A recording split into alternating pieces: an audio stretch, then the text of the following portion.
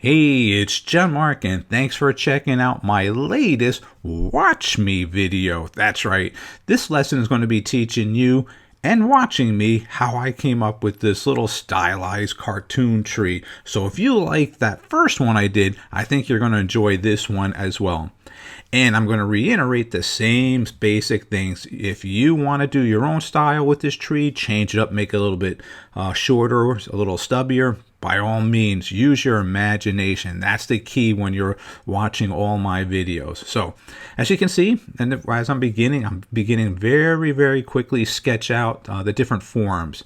I have the base of the tree, and now I have some of the tree leaves that I have different from the last time a little bit. I'm going to be doing they almost look like clouds if you want to think of it this way. And I'm going to have the branches right underneath there. But for right now, what you can just see is these basic shapes. So when you're looking at anything, even if you go outside and look at a tree right now, you're going to see basic shapes. Maybe not this tree, but you'll see.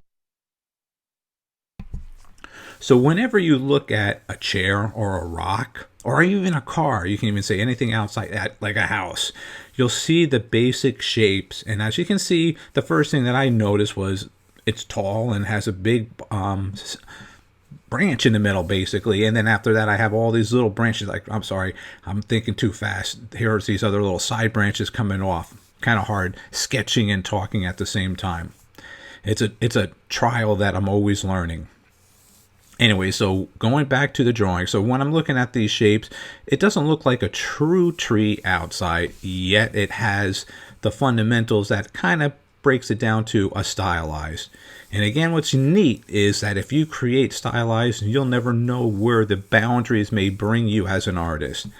A ton of places. You could see something like this on a package design for a food, or even for a medicine, even in a children's book, or even in a video game. So the practical part of this type of a drawing can fit into many different areas, even on a shirt with a logo, with a name and businesses.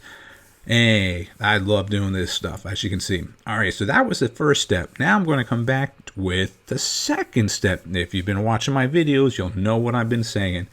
And if your screen is moving, don't move your TV. It's because I'm moving your screen upside down, left and right, making it easier for my hand to draw by. Now, I'm used to drawing on a old-fashioned animation wheel where we were doing traditional animation. You kind of rotate them.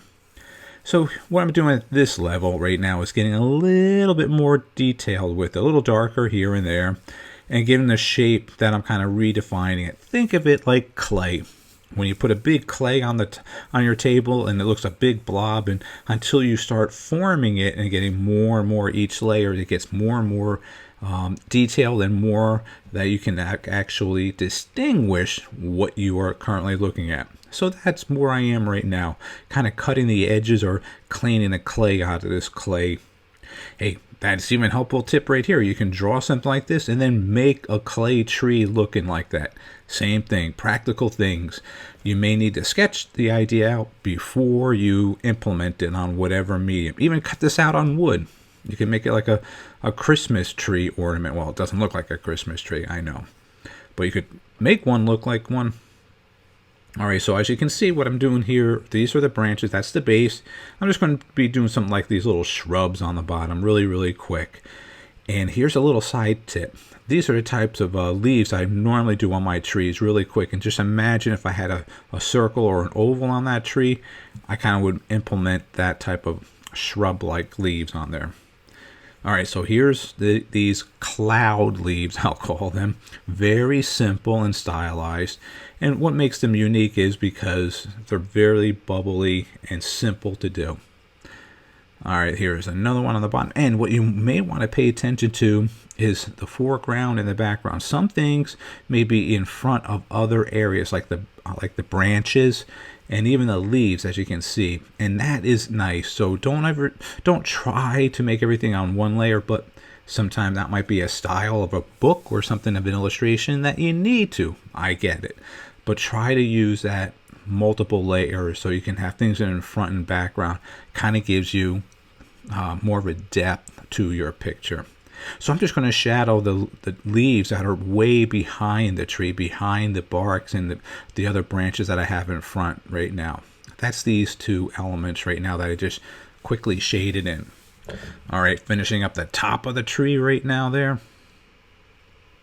Very simple. Again, just really quick. I'm putting it all into play right now and just checking out a few things. I think I'm just about ready to start to do with the fine pencil now. All right, let's get with the lead. And I like to use my mechanical pencil, 0.5, 0.7, 0.9 on my paper.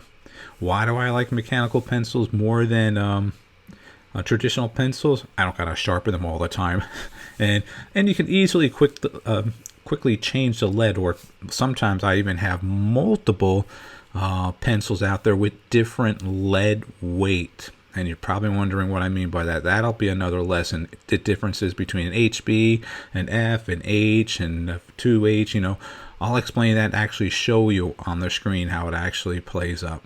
All right, so now I'm just rotating and making it easier on my hand to get that curve really quick. And this treats it the same way that I normally do. When I rotate it, I can press really hard or soft. As you can see the sketching, I'm just kind of outlining really quick. Now this tree would be really good to bring into Illustrator, kind of like a vector program, and then actually redo everything, but using this tree on a lower level, and then on another level, redo the entire thing step by step. And then you can blow it up as big as you want to. Another stylized, so you can have it sketchy. I could take the blue lines away and just keep my traditional HB brush pencil marks on there, and then just color in, or I could ink it in, or I could even use the blue lines. I even have this last step and just color it in, and that was just giving me the outline, so you can have like a watercolor or acrylic effect to it.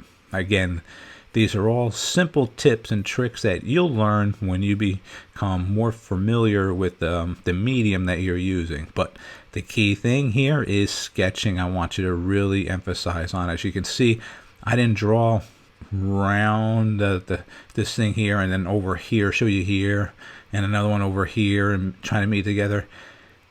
Basically, when I've seen those videos, I just scratch my head and I say, I don't get it. You're not teaching the kids how to basically draw.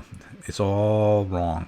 So when you're sketching like this is a style that we learned from a former Disney animator that worked on Pinocchio, Dumbo, Fantasia. He even got an Academy Award on one of his little shorts he did with Donald Duck. So if I learned from him, I want to share what I've learned from him to share with you. And sketching is a dying art and technique.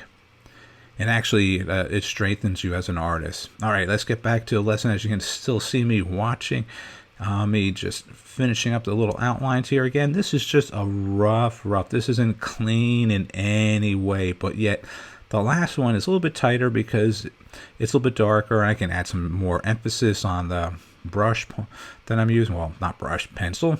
I'm using a brush because it's a stylus on my computer, using Photoshop as well. Just rotating it around and around. There we go. There's another one there. And then the top one here on the side over there. That's looking good. One over here. And I think I'm just about done with that. Let me just, let me see. Okay, over here. Let's finish up. I'm sorry about that. Let's finish up the bottom branches right here. The bushes, I should say, not the branches. The bushes. There we go. And just quickly, just like one, just knocking it out. Wing, one right after the other. Just a little stroke in here and there. And then let me just shade them in really quick. And what I mean by shading, I add those my speed lines. I try to keep them very similar in distance apart, so they kind of have the same value. Like it kind of gives like a gray value. Don't worry about over or undershooting it right now, because that gives it more of a uniqueness to it. Doesn't have to be perfect. This is just a sketch. Finishing that all the way to the bottom there. Just about done. That's looking good. Yeah, well, how about we do some of the branches? I think that would be a good idea too.